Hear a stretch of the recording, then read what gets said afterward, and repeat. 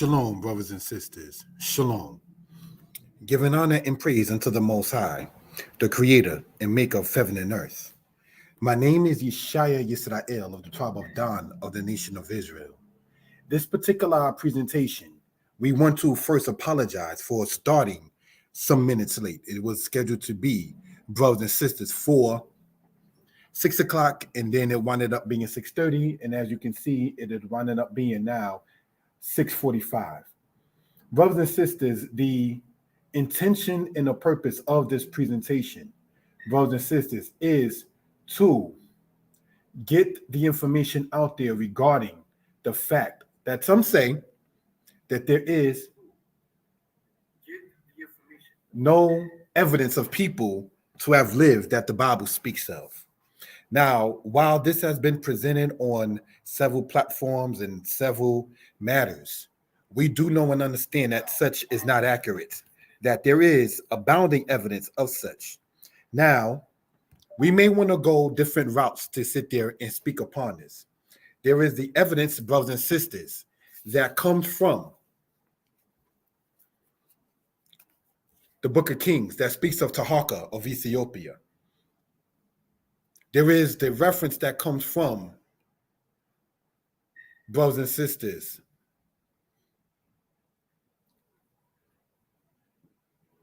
Babylon of Nebuchadnezzar, both people mentioned in the Bible.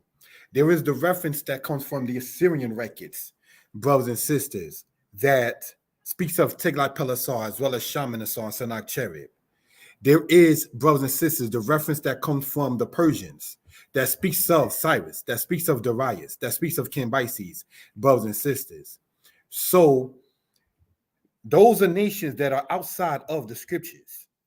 Pardon me, those are nations that are, or people of those nations that are mentioned in the scriptures that are not of the house of Israel. Let me state it as such. My bad, my fault, if I will.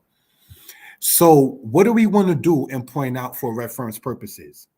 We are on the platforms of Mordeh Yeshaya History Lessons, Mordeh Yeshaya History Lessons 2, as well, brothers and sisters, as Mordeh Yeshaya Torah Lessons. These are things that we want to emphasize on for reference purposes. If I can be heard well and people are in good spirits, I ask you, please type in the number 4. If I can be heard well and people are in good spirits, I ask you, please type in the number 4, brothers and sisters. So what we want to do, brothers and sisters, without any further ado, is get into this particular matter right here. Shalom, my lady, Sarai. Shalom, my brother, Yirmiyahu. These are two people, first starting with the significant other in my life, my lady Sarai, who definitely online and offline encourages me, supports me, and wants me to do better in online and offline as well. So I definitely do thank the Most High for having her in my life in that particular manner. Best relationship that I've had with a lady outside of my biological mother, which we know is a different kind of relationship. I bite no tongue in cheek when I state that for reference and for edification purposes. Brothers and sisters, the brother Yirmiyahu, a person who, not to be maybe speaking too much online, that I've never met in person, but behind the scenes has definitely been a brother to sit there and speak upon matters to me on guiding me online, offline, certain matters and things of that kind of nature. So I definitely give honor to the Most High for having even an extended friend, whether we met in person yet or not. In that particular case, you have to cherish those kind of things, which kind of leads me into a sidebar matter, brothers and sisters, and that's this. Recently, I went, well, very recent, that is to say when the sun is down and Sabbath was over for this week. Well, this week done passed, it's a new week with this, right? I went to go and pick up something, and the place where I went to go pick it up from didn't have it. So I wanted a specific type of thing in that I don't eat fried food anymore. And I didn't have any prepared food myself. So not to get too personal, I went to go to a place that has food that's not fried because I no longer eat fried in that manner. For what they're asking for in pricing, I was okay with. And for what I wanted, they did not have. and they said, do I want, a fried piece instead? I said, see, I asked specifically for grilled. I don't do fried. You understand? So there's no need to sit there and ask if I wanted something I never even asked for. Why not just ask, is there anything else we can get for you? And then let me decide. So I looked and I said, of the things there, I said, well, can you substitute that thing that you don't have with this? Oh, well, for what you want in grilled, that's going to take, say, 30 or so minutes. You just got to wait. You know what I'm going to do with my non-cooking self? I went somewhere else and I got something else. You're not going to sit there and just say, in manners, in business or otherwise, oh, you just got to wait. You don't do that to people, brothers and sisters. So to the people who support the channel in that manner, I definitely don't want to keep people waiting. I don't want to have to postpone presentations when people share it on their own platforms and things of that kind of nature. You have to respect people, brothers and sisters. When my internet was not working its best with the audio, for those who do know, kind of created some frustration. People were telling me, oh, it ain't your fault, but I'm putting my name and my platform out there to people, and it's not looking good. So I have to take it personal. Take that same personal feeling and sit there and try to make it manifest as something that's positive and uplifting instead. But brothers and sisters, I ask you all to get your pens, your pads, your paper, and to take notes. We do not intend for this to be over an hour and a half, brothers and sisters, in that I have a conference call with a company regarding certain things after this presentation. So without any further ado, brothers and sisters, asking you all to comment, like, share, and subscribe. Let us pull up the PowerPoint and start in this particular manner. Thank you for that. So let's see what we have here, brothers and sisters. Giving honor to the Most High. This presentation is brought to you by Danitepublications due to the fact that for some time, people have used the dead of the Egyptians as a catalyst to say other nations have no existence is why this is presented. What am I saying? They're looking at dead pharaohs. They're looking at dead queens of Egypt and say, well, if I can't find the dead among a certain person or certain people or certain group or certain nation, then that nation had no existence. If that be the case, one may want to sit there and talk a little bit about Egyptian things. There were not less than 30 dynasties of Egypt, 32 dynasties. Of the 32 dynasties of Egypt, 7 or so were not native Egyptian. And of the 24, 25 that were native Egyptian, they were not all related outside of just being of the same nation. It wasn't like one set family of the Egyptians that continued and it had interruptions in between. You have, for instance, Horemheb, who ruled in Dynasty 18, and he was not related to Akhenaten. He was not related to Hatshepsut. He was not related to Thutmose, brothers and sisters. You understand? Sometimes in the same dynasty, you had it to where people were ruling while not being related to either the predecessor or the successor. So, as we pointed out before, you had it to where Egyptians would sit there and take the name of something and erase it out in order to sit there and have that person's memory to be marred, to be tarnished. So it's not far-fetched knowing what they did to Ramses II's son and those kind of court records, that they will not sit there and do something to say a matter of evidence of Joshua, the son of Nun. So Israelites, I want to say, do not fret, do not worry, do not sit there and get quote unquote disenchanted when it's a thing where they're asking me for evidence and I can't sit there and show you Ezekiel's tomb, but you can sit there and show me Seti's. We're going to talk about that very, very meticulous in this. So let us, brothers and sisters, get into this presentation, and hopefully everybody is well and will be better. Please subscribe to the channel. If the priesthood is not the same, the culture is not the same. Let us look at Leviticus chapter 21, 1 through 2, and verse 5. It goes to say, speak unto the children of Aaron, the priests, and say unto them, they shall not make baldness on their heads. Let us look at Jeremiah chapter 7, verse 29. Cut off the hair and cast it from thee, and take up lamentations on high places, for the Most High have rejected the generation of his wrath. What do we want to point out? Ancient Israelite men were not known for having the bald head. In that case, I'm not saying I never had a Caesar or a bald head or a baldy, but it was not in general the culture, certainly for the priesthood, to sit there and have it in that particular case. You understand? So cutting off the hair in the book of Job as well as in the book of Jeremiah was a sign of mourning. It was not a sign of happiness. It was not a sign of it's Friday night, which we're not doing certain things on the Shabbos and everything like that. Just got paid, going to the club, got a fresh haircut. That wasn't the culture of Israel. You understand? It was let your hair grow. And there were sisters who was having a business while braiding or locking or twisting or oiling your hair. You understand? Ecclesiastes brings it out to say, let your hair lack no ointment. Let your garments remain white and let your hair / your head lack no ointment. Why will the people be told to let their head lack no ointment? Because obviously you got hair on it. Your hair has to sit there and be nourished. Just want to point that out for reference purposes. Now, cutting off your hair and casting it is a sign of mourning, like for the dead or so when you're missing a relative. In the Israelite culture, the priesthood, it says he shall not make any baldness on his head. But now, when you look at the Egyptian culture, brothers and sisters, we know that their priests were known for their bald heads because they would shave every day. They referred to it as being clean. Why do you think you might have the plague of flies in Egypt, the plague of gnats, the plague of lice, if you will, which lays in your head aches? Why do you think you might sit there and say something in that particular case? And then you see their priesthood always shaving their hair. Pepi of Dynasty 4 used to have his servants to be laid down or so, having them lay down and putting honey on them. So the flies will sit there and not be on the pharaoh, but rather go to where the servants was at. So when we see later on the plague of flies, Egypt was known for having certain things that was not what we were shown when we went there in the ancient world.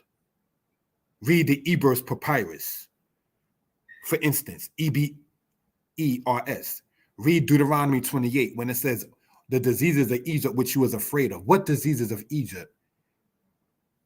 Brothers and sisters, you had, no disrespect intended, people like Tuknuk Amun, who was partially blind, according to some, and having bad blood at the age of 18, 19 and did not live to see 21.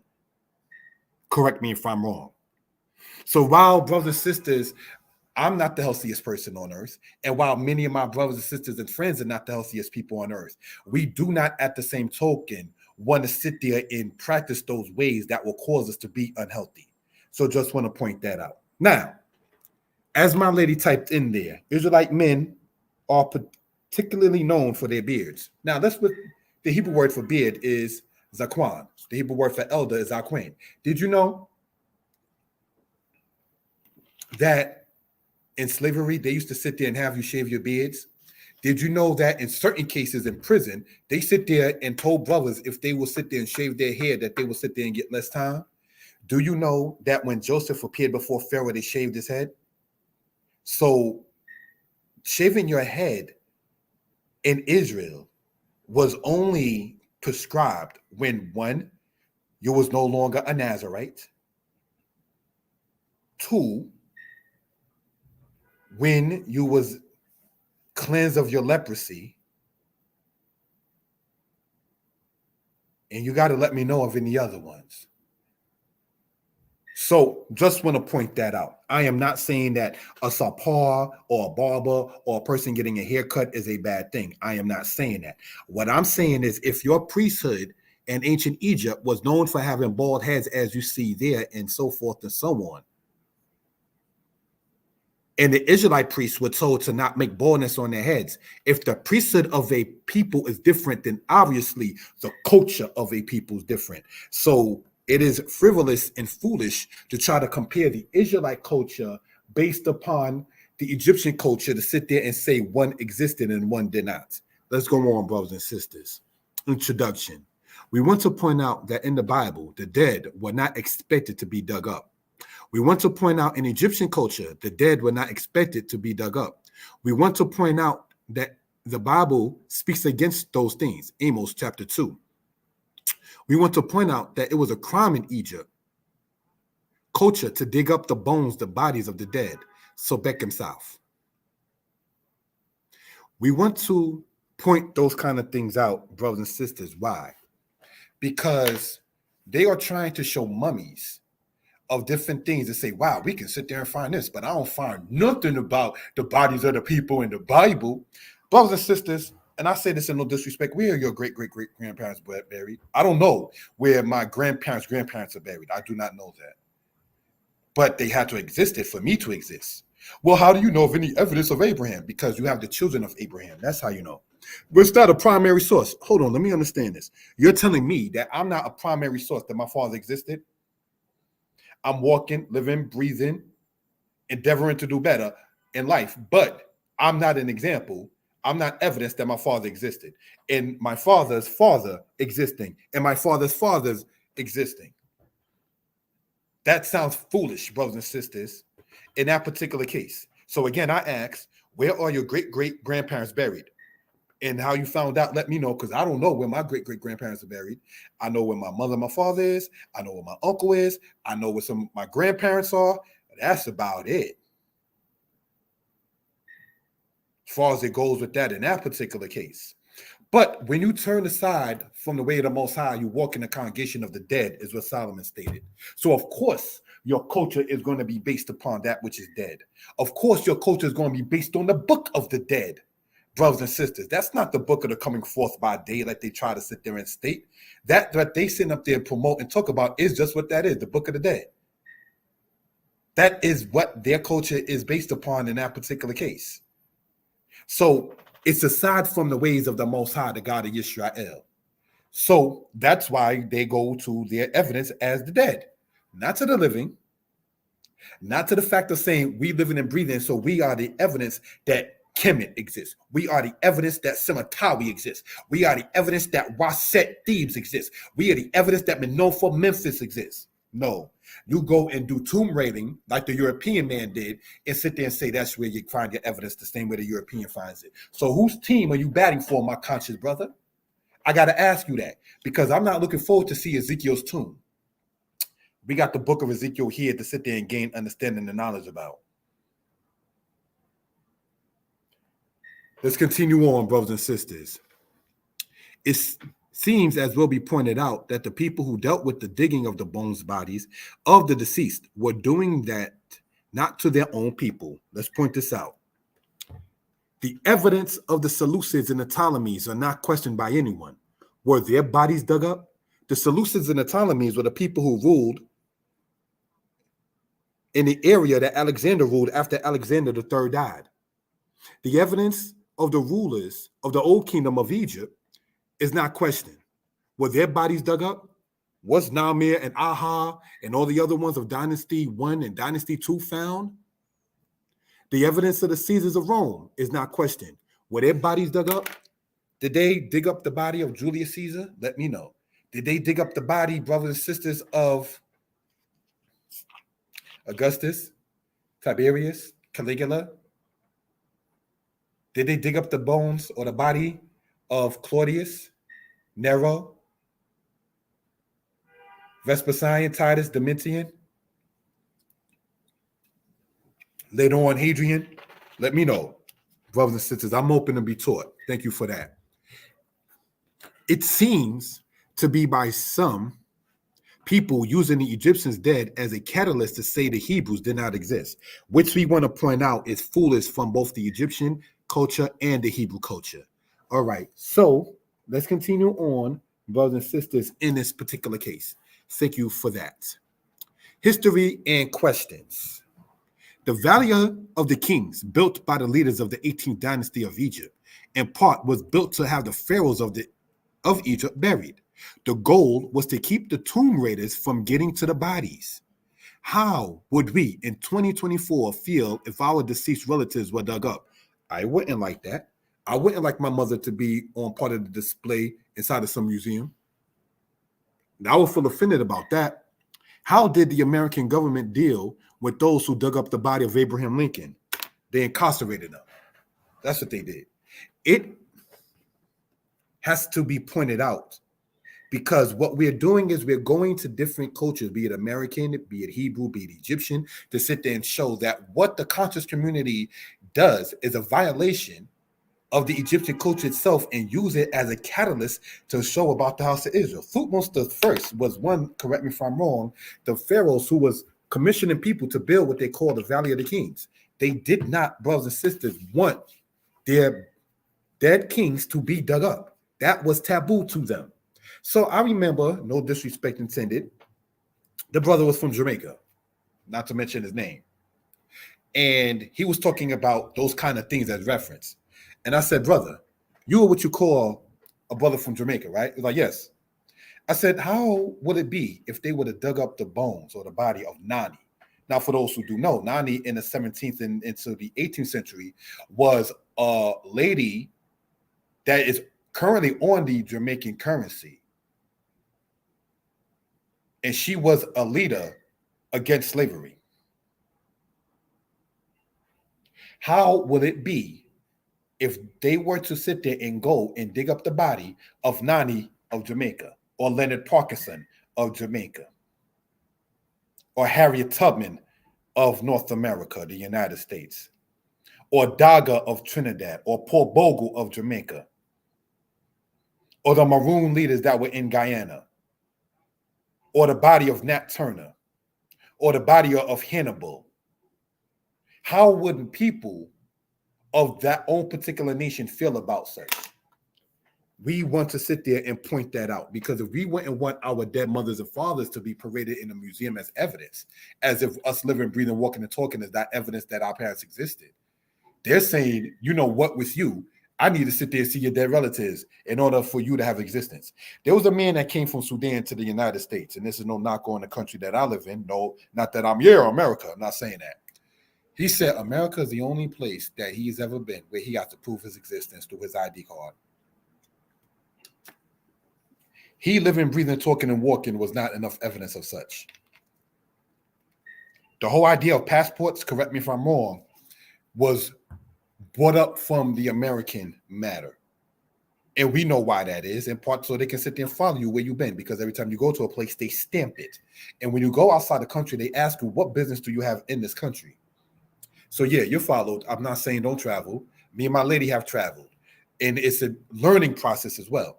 But if you have nothing to sit there and quote worry about or disrespect, then do what you can do. Do what you want to do that's not against the commandments of the Most High God. And brothers and sisters, going tomb raiding is against the laws of the Most High. In the United States, it is a felony to dig up the deceased. They call that a felony 4 or felony 6. Sometimes some people refer to it as a felony 4B.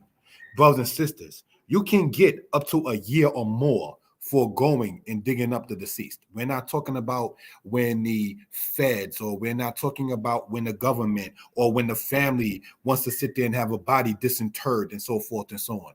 We're talking about let the person, quote, rest in peace, and you're bothering it, not to sit there and solve a crime or a murder in that particular case, but just because you want to sit there and frolic with the dead and chill and hang out in, say, cemeteries. Brothers and sisters, again, Solomon stated, he who goes away from the laws of the Most High sits in the congregation of the dead. So you can sit there and see why they who hate the laws of Moses, which came from the Most High God, will want to sit there and have the evidence to be known by the dead, not the living. Let's continue, brothers and sisters, in this particular case. Thank you for that, family. Who found who and what we saw? Amos the first, found by Gaston Maspero. Thutmose the second, found by Gaston Maspero. Hatshepsut, found by Howard Carter. Thutmose the fourth, found by Victor Loret. These are rulers from Dynasty 18. While in Egypt in 2021, my lady Sarai and I saw some of the mummies that were in the museum. We did see Ramses. We did see Merneptah. We did see Thutmose. We did see Hatshepsut. We did see Queen Tayi. Let's go on and see what this is saying, brothers and sisters. We were not allowed to take pictures of what we saw. The reason why they said don't take pictures of the people that are deceased shown in the museums is because they said the flash of it can sit there and damage the carcass itself. There's a certain temperature that they have for those kind of things and so forth and so on. And when we went by where they have the tomb of King Tut, you best believe we were being watched like a hawk, because I forgot about it. And I took my phone, no pictures. I was like, whoa, I just took my phone, no pictures. I was like, okay, no problem. You understand? So brothers and sisters, just wanting to sit there and point that out. They didn't even know if I was going to take a picture. And I probably just want to send a text or a call. Probably was one of the WhatsApp. But they don't want you with your phone out. They will ask you to put your phone away or leave the museum premise in that particular case. So brothers and sisters, if you ever go to Egypt, do know that. Amos, Thutmose II, Hatshepsut, and Thutmose IV. Let's see something about this, if we will. Subscribe. That's a picture of me and my lady in 2021 when we was in Egypt, pointing this out for reference purposes. That's the first day of us being in Egypt when we went on a tour.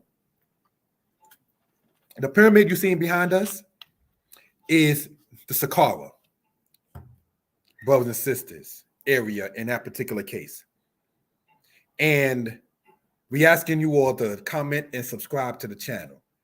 Now, earlier I did a presentation and I said when we were in Egypt, now mind you, the tour guide is the one who took our picture. That's how you don't see my arm up with me taking it and everything like that, or my lady's arm up taking it. Our tour guide took that picture of us.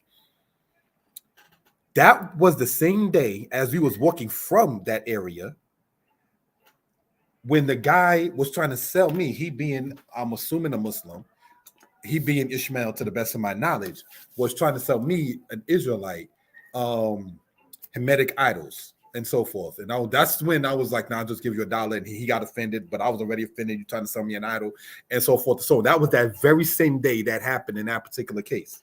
So just want to point that out. Thank you for the subscribing. For those who do it, it's appreciated. Thank you for that. Let's continue, brothers and sisters. Hi, I'm Thutmose IV and was disrespected by Victor Loret. Now, that's the statue of Thutmose IV. Of course, they chopped the nose off. You know how they do. And we see, brothers and sisters, Victor Loret. That's the guy who discovered, if you will, or found, if you will, the body of Thutmose IV. Now, the writing that you see in between them, correct me if I'm wrong, is the hieratic writing. And it gets into something very, very interesting as we get into this presentation, brothers and sisters. Let's continue. Hi, I am Hatshepsut. After my stepson Thutmose III wanted me to look masculine, the guy Howard Carter disrespected me. Now, of course, part of her nose there and that statue there is cut off. And then you have Howard Carter. That's the person who, quote, discovered or found Hatshepsut, right? Let's continue in this, asking you all again to subscribe to the channel. What Ramses IX would say to people who are conscious today?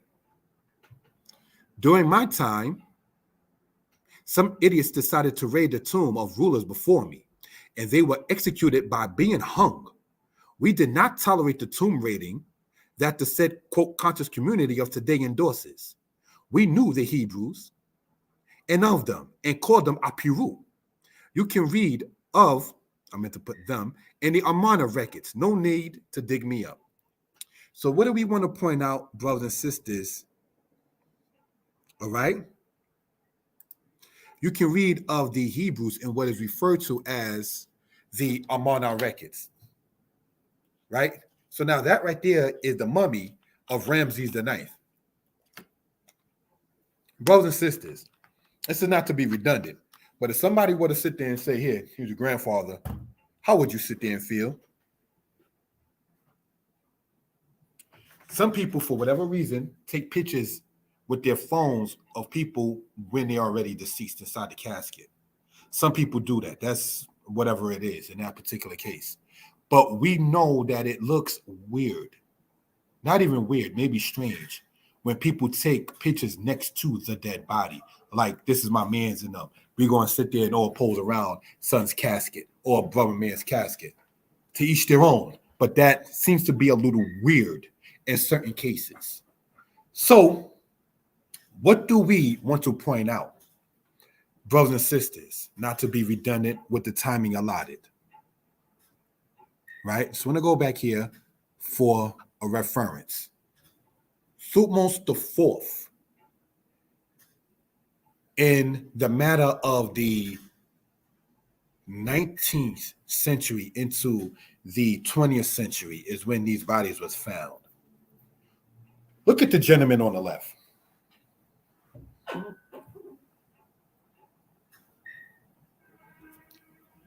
Look at the gentleman on the right. And these are the people that did what they use as, quote, evidence to sit there and come to the Israelites with, to sit there and state, see, they found. So we have to ask, who are they and we? I'll wait. I'll be right back. Maybe somebody could type it in. When they say we found or they found, I already proved and showed who are the we and they that did this, quote, finding. So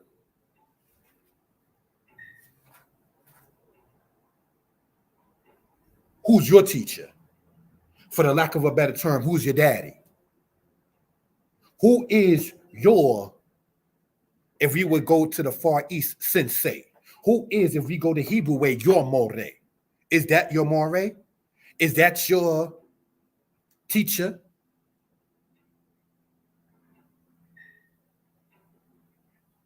Brothers and sisters, why do I go and speak upon that in that particular case? Because it's frivolous to look at the work of Howard Carter. Brothers and sisters, it is frivolous to look at the work of Victor Loret and other ones such as Edward Araton and such as Theodore David,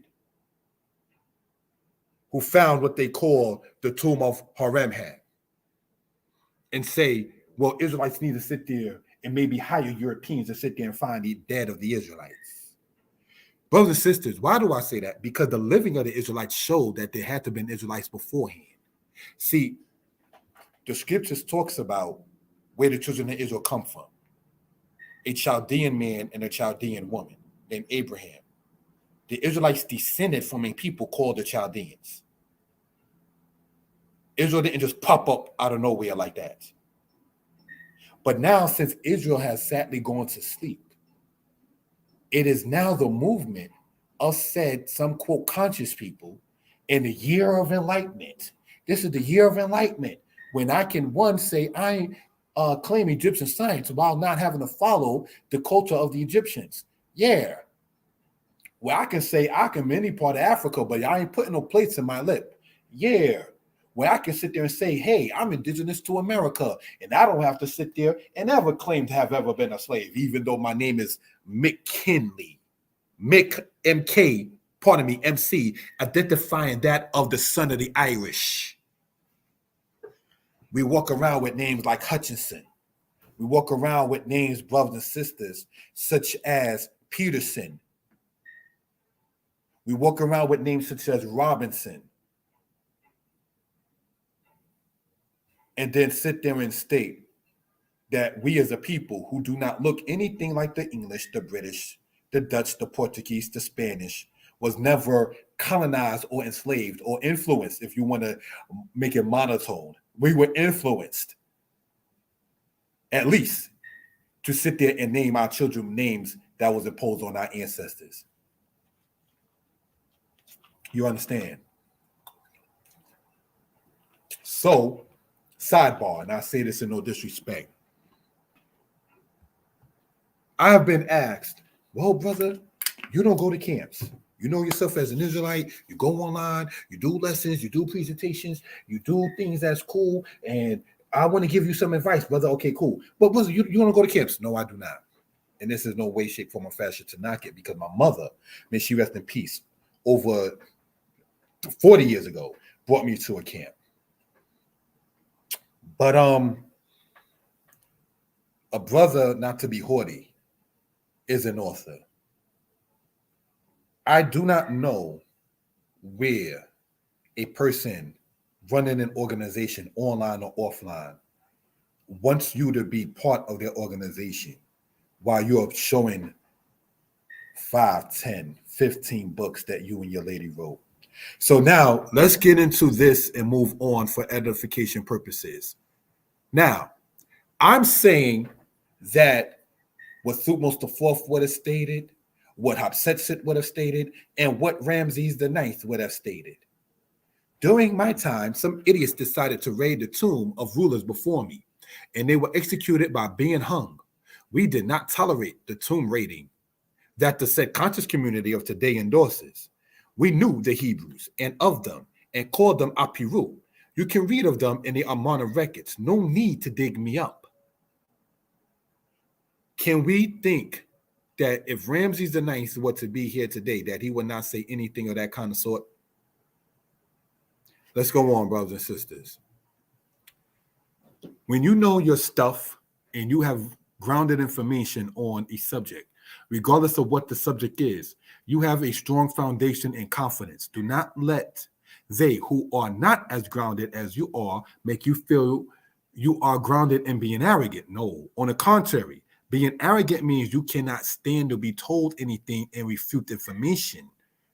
Whereas being grounded means you are comfortable in what you are saying. There's a difference between confidence and arrogance. I don't know how to cook. I don't even have the patience to stand there and put this seasoning in and put that oil in and to make sure this is done. I don't have the patience for that.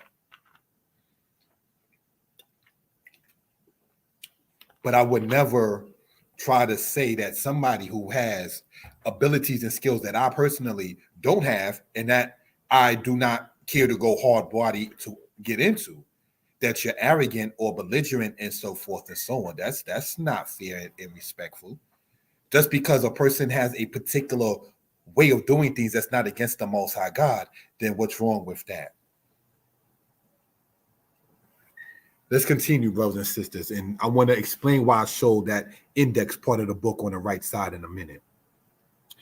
The Hyksos were called that by the Greeks. They themselves were called Hakushoswet, and they were the rulers, not the regular people of the Asiatics. Thus, we should note the people who were called Hyksos, Hakushoswet, did not call themselves such a term. The people called the Amu, Setyu, Retenu, Kor, Dijahi, etc., did not call themselves such a term. So what am I pointing out here, brothers and sisters? And that is this, that the people who were called Amu, Setyu, Retenu, Kor, Dijahi, as well as Hakushoswet, the people who were called those terms didn't call themselves those terms. For debate purposes or debate reasons, I want to explain that the term Semitic is also a misnomer. Shem is the Hebrew word. Sem is the Greek transliteration of such. Since Greek does not have a sh sh syllable, it is thus in metathesis said as sem. Now, I want to, brothers and sisters, ask you in your own time to look up this word, what metathesis is. All right, because it gets into lingual matters. Just want to state that there for edification purposes, if we will, right? Said as sem instead of the Hebrew shem.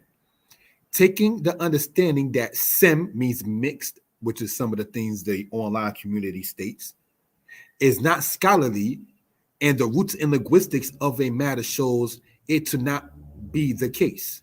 Scholars also stated that the Asiatics were the ones who introduced metal weaponry to Egypt, as well as the use of the chariot. It should be noted that the Hyksos were not a set group of people, but rather, like the Aperu, a social class of Asiatics that were living in Egypt. The individual nation of the Asiatics belonged to is Amalekite, Hebrew, Israelite, Babylonian, Kassite, Assyrian, and the Anastasia Papyrus, Edom. During the time of Ramses, you had it to where the Anastasia Papyrus speaks of the people of Edom.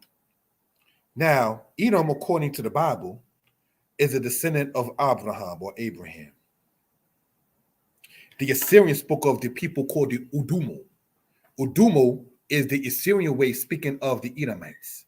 And this is pointed out in the book that will be spoken upon with the sell of it for Black History Month in this presentation for those who are interested.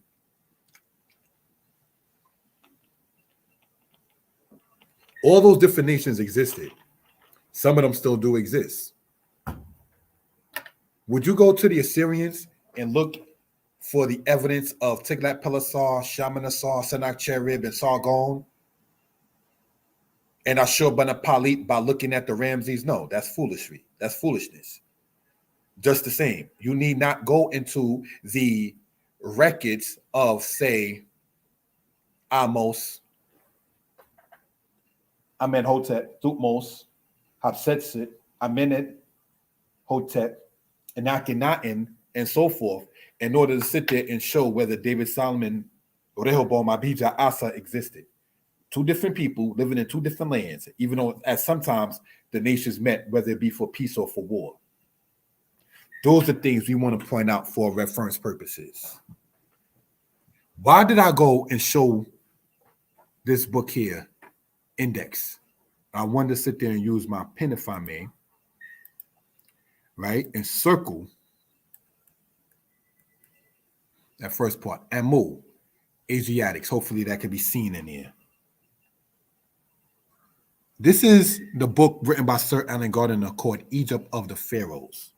And in this book, on page 37, 131, 141, and 157, he speaks of the Asiatics, brothers and sisters. Shalom, my brother, Uziel. Shalom, my brother. Thank you for joining us. Looking at it in this particular case, who were these Asiatics that were called the Amu inside the Egyptian culture, which is mentioned by one of their famed scholars, Sir Alan Gardiner, in his book here called Egypt of the Pharaohs? See, the reason why I pointed this out is because, and it's not to sound arrogant, oh, well, you think you know everything. No, I don't.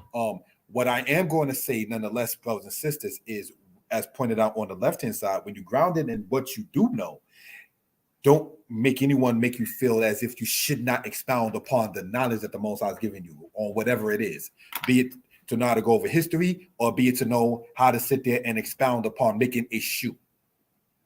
All right? So let us continue with the timing allotted. I remember asking people in a, quote, debate matter and saying, who are the Amu that's mentioned in the Middle Kingdom of Egypt? Who are the Amu? Oh, brother, you mean Anu. No, I mean Amu, A-A-M-U, not A-N-U. And you didn't have enough time to even Google that to sit there and try to find out what somebody was talking about.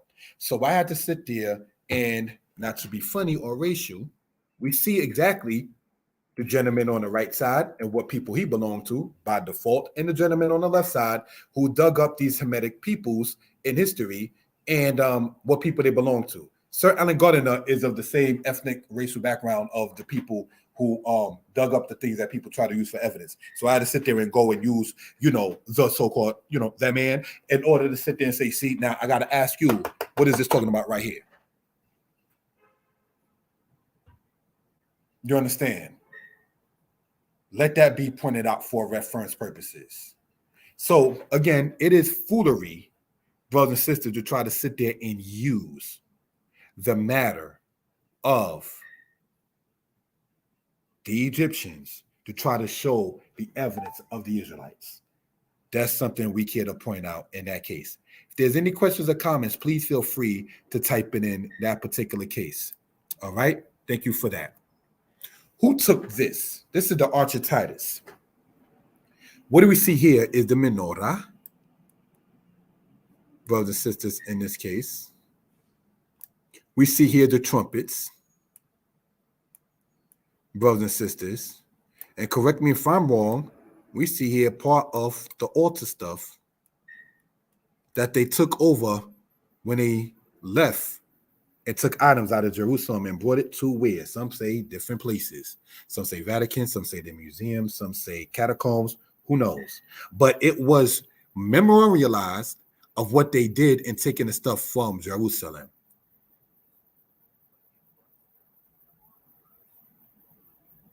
That's a historical matter. What are we seeing, brothers and sisters, on the right side? Is a picture from the 18th dynasty of Egypt. We already went over the color of this over like 19 times in presentations, showing people who were Syria, Syria was called Kor in ancient Egyptian people. The Egyptians were used to seeing people looking like this, brothers and sisters.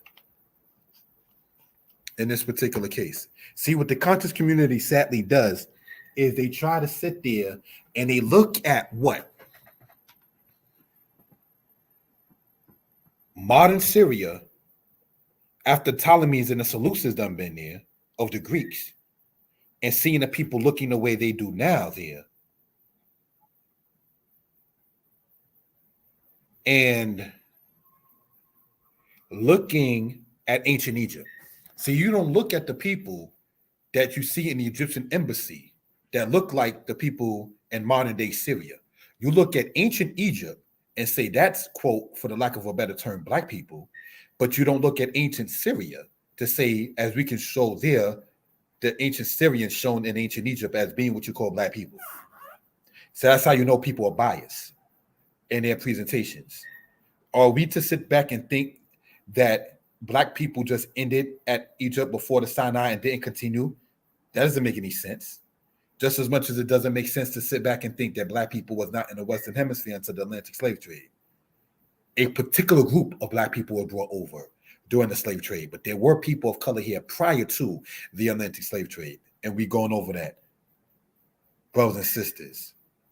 So what we want to get into and continuing this, if I can be heard well and people in good spirits, please type in the number 4. What are we seeing here is, as pointed out before, from the Danite stele, Yisrael. This is dated to the 8th century, brothers and sisters, or the 9th century, brothers and sisters, BCE. And this was found in the 1990s, and it speaks about Beit David, or the house of David. So when people stated, well, there's no external references of David, but you said that in the 1990s before this book was known, such as Ian Wilson's book that's called The Bible is History. That's why studying is important for reference purposes. Let's continue, family. Thank you for the timing. They ain't right what they did to that Hamite. Wrong is wrong. Ament per Nefer. If I said his name wrong, correct me. Of ancient Egypt robbed the tomb of the ruler named Sobekemsaf. Sobekemsaf was a ruler who ruled in the second intermediate period. He ruled in the 13th dynasty, some people try to say the 17th dynasty of Egypt, according to historians. Shalom, my brother. Mazatia. So, in the timing, brothers and sisters, of Ramses the Ninth, who ruled after Dynasty 13, it wasn't a co-regency, as in 13 and 19th dynasty was at the same time. It wasn't like that. Is when, during the time of Ramses the Ninth, is when people went into the tomb of the rulers of the intermediate period and started to rob it. That was taboo in Egyptian culture.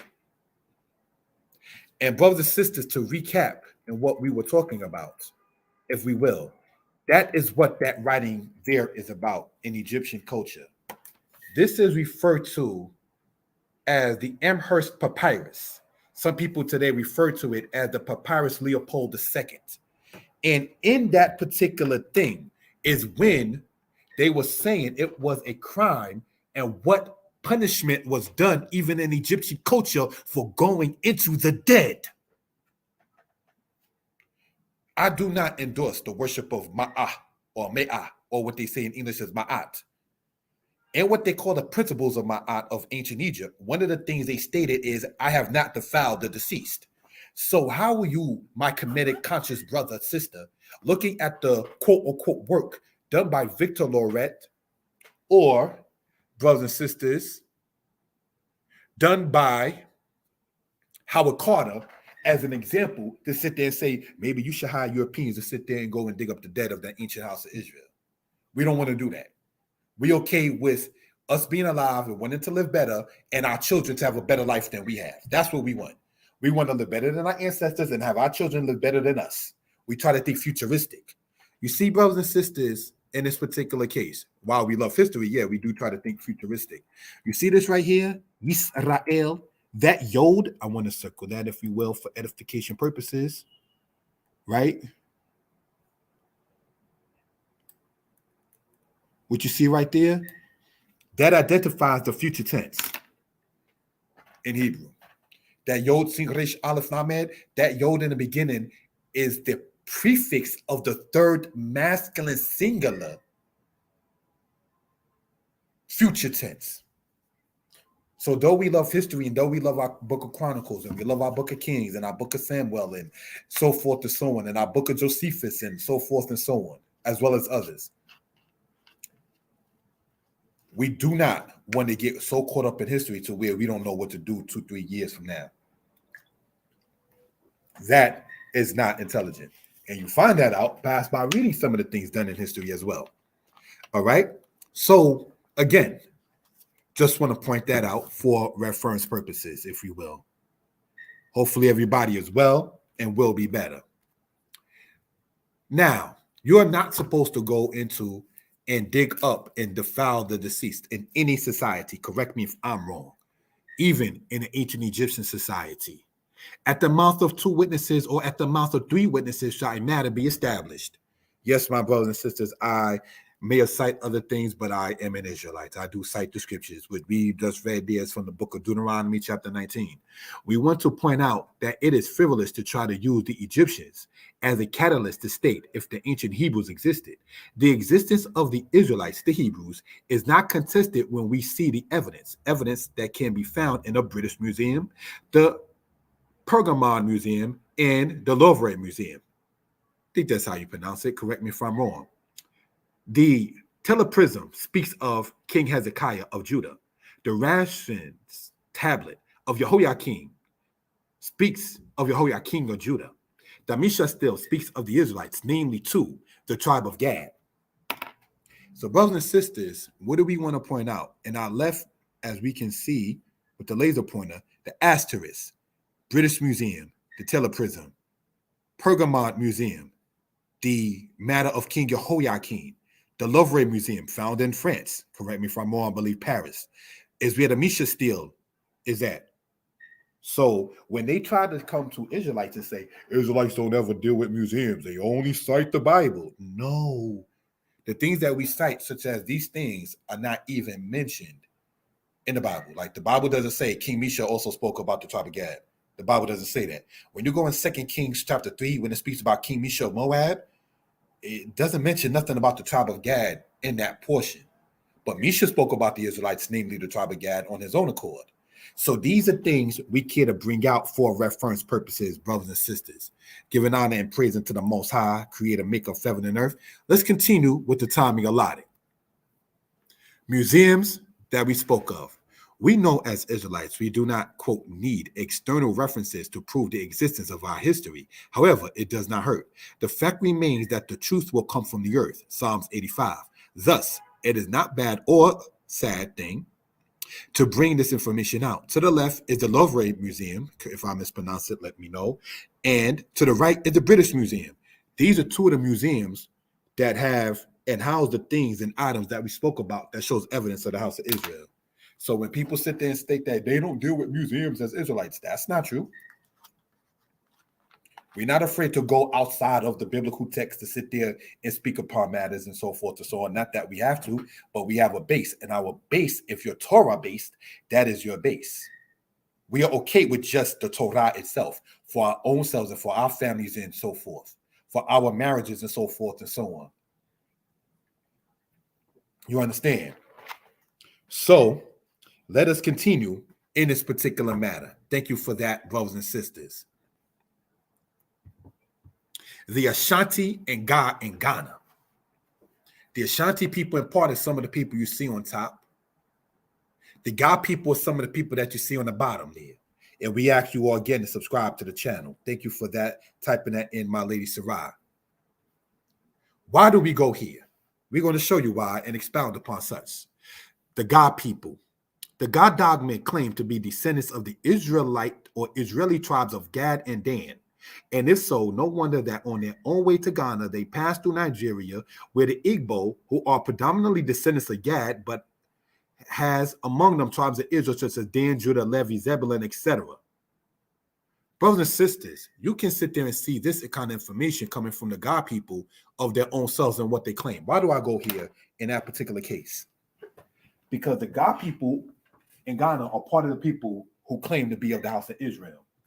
The Sefwi people in Ghana also claim to be of Israel. Igbo people in Nigeria also claim to be Israel. Ibibio people in Nigeria also claim to be Israel. The Ewe people in Ghana, as well as the Ashanti people in Ghana, also claim to be of the house of Israel. These people are alive and breathing in 2024. You see, with you're going outside of the laws and culture that the Most High established. Like Solomon said, you go into the house of the dead. So the conscious community has to go and look at dead corpse that they who rule in Egypt today don't even allow you to take a picture of in these days and times. Us as Israel can just take a passport, fly way over yonder if you want to, then sit there and talk to the Ashanti people and why they say they are of the tribe of Israel. Where I work at, there was a messenger that used to come, and he said that he's from Nigeria. I said, oh, from where you from? You from Yoruba, Igbo? I'm from Igbo. I said, brother, let me ask you a question. Now, mind you, I'm in uniform, so you don't see fringes. And I say this not to not wearing fringes. You don't see jewelry showing of me being of the Israelite way of life. I'm in straight uniform of the United States of America at a job. I said, where did Igbo people come from? We come from Israel, the Niger Jews. And then he just walked right out the building. I was like, wow. I guess he really had to sit there while at work, make his move. But I can sit there and attest before the Most High that the man did state that. So, and that was in the past 5 years, brothers and sisters. So if these people are claiming after the year 2000 and before to be of the house of Israel, and there are elders that are saying it, we don't have to sit there and look for the dead prophets in the scriptures to sit there and state, well, that's evidence. We don't have to do that. You can sit there and get your passport if you want to and fly over through American Airlines or go through another port, Terminal 2 or B at Kennedy Airport in New York and go over there and see people looking like you, and you can ask them questions, and if they're open, they'll talk to you. My teachers wrote to the so-called philosophers, the Beta Israel and Ethiopia, and they wrote back to my teachers, and they told my teachers that they come from the house of Israel and been there since the time of Solomon, king of Israel. How can people who still in Lalibela and Gondar in Ethiopia in 2024 be dismissed while you're looking up the work of Howard Carter and other Europeans digging up dead bodies? How does that prove more evidence than people who never been colonized? Some of them still don't even speak English, claiming certain things, brothers and sisters. See, that's what happens when you walk into the congregation of the dead. Everything has to be proven through the dead. Who does that? The dead. Let's continue, brothers and sisters, in this particular case. The Igbo people, Nigeria, and in Jamaica. Why do I point that out? The gentleman you see there is Samuel Sharp. Remember his name. I would rather die among yonder gallows than live in slavery. So much for people saying that we were not enslaved in the Western Hemisphere. See, that's a whole other subject. We were already here. We were never from Africa. Tell the people in Jamaica that when they teach their children about the history of the Maroons. What you're seeing on the left-hand side is people in Nigeria. You see their garments, you see how they're dressed and so forth and so on. Now, I mean not to assume, pardon me for doing that if I am, but it appears that that's an elder putting her hand on the back of a youth or a young man. and he looks like the lady next to him prostrating to an elder, which, to the best of my knowledge, would show some kind of form of respect. Daddy Sharp, shown on the right-hand side, was from the Igbo people in Nigeria, who in the 1800s in Jamaica led a rebellion. The same time frame that Nat Turner did his.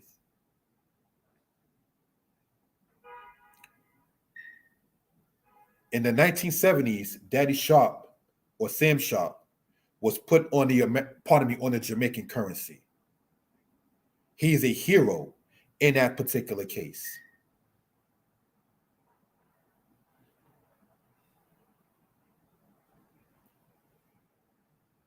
These are things, brothers and sisters, we care to point out for reference purposes.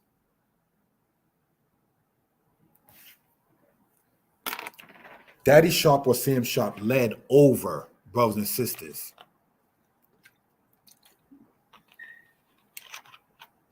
15,000 people in rebellion against slavery in the 1830s.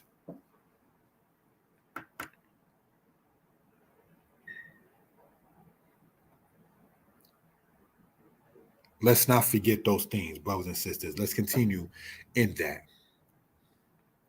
We ask you all to stay tuned for the books that are on sale. Thanks. On this channel, we have expounded on the evidence of the Israelites for over 5 years. The essential point of this presentation is to show that it is frivolous to prove, to use anyone, Egyptian, Hebrew, or others, to state a people did not exist. We want to point out that saying, oh, that didn't exist, they didn't exist, he didn't exist, she didn't exist, that didn't exist, is the poorest form of scholarship. That means you did not take out the time to try to research something.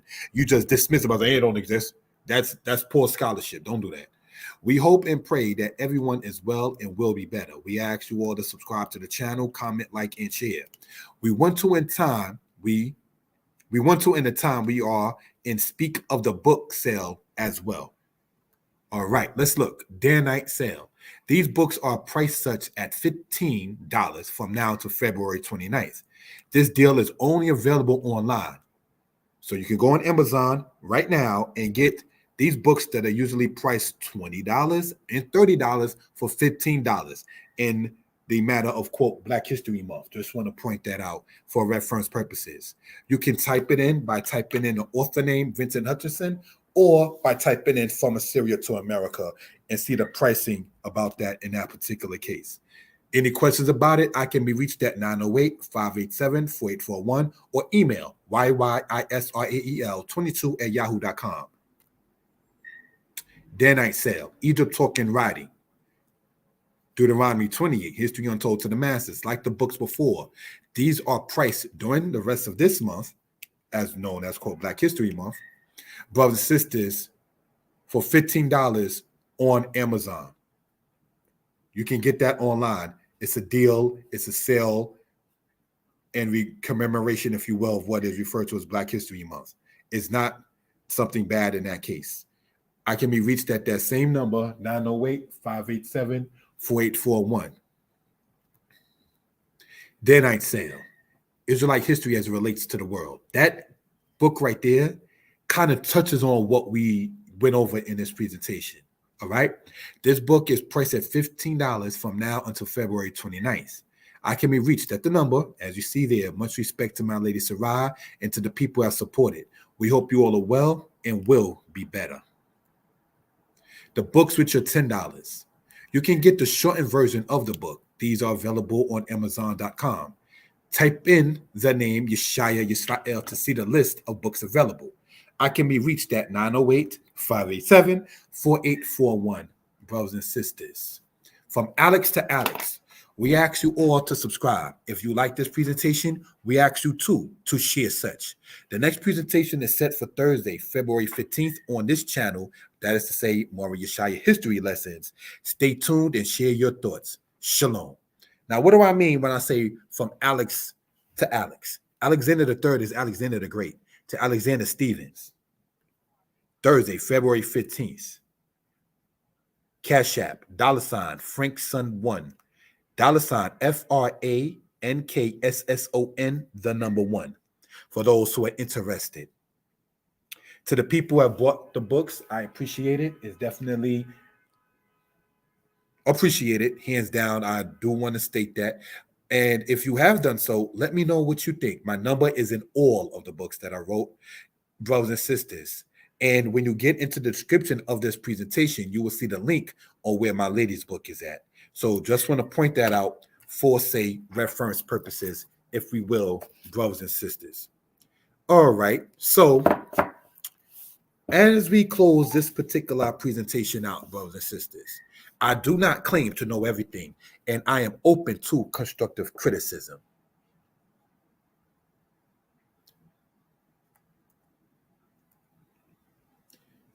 Books are $10 that are there. $10, well, $15, that one. Each of these, 15 until February 29th, when the price will change. Brothers and sisters. All right.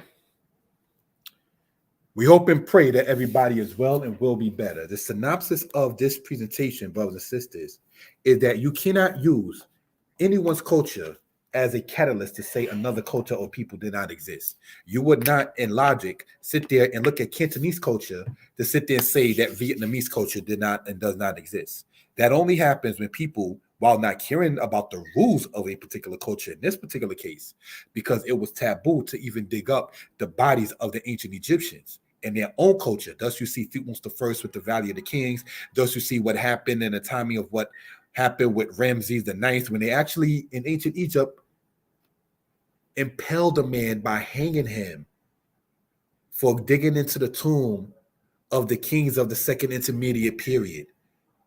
When you read about, brothers and sisters, what is referred to as the papyrus Amherst, also known as Papyrus Leopold II of ancient Egypt. So just want to point that out. We are going to, brothers and sisters, close this particular presentation out. We hope and pray that everybody is well and will be better. All right, I'm going to put my number in here. I can be reached 908-587-4841. All right, here to donate for those who do. That is $ French Sun 1. That is the Cash App in that particular case.